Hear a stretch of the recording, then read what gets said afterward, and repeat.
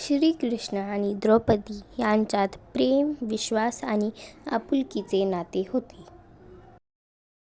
एकदा श्रीकृष्णाच्या बोटाला दुखापत झाली आणि रक्त येऊ लागले.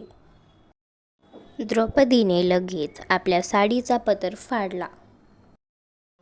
तिने प्रेमाने तो कापडाचा तुकडा कृष्णाच्या बोटाला बांधला.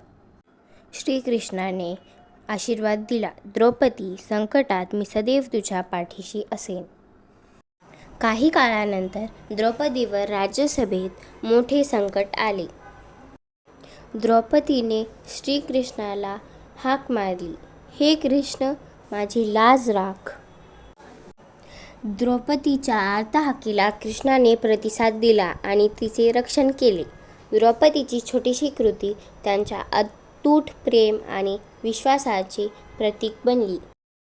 रक्षाबंधन म्हणजे प्रेम, विश्वास आणि काळजीचे प्रतीक असते. रक्षाबंधनाच्या दिवशी बहीण भावाच्या मनगटावर राखी बांधून त्याच्या सुखी आणि सुरक्षित आयुष्यासाठी शुभेच्छा देते. व्हिडिओ आवडल्यास लाईक, शेअर आणि सबस्क्राईब करा.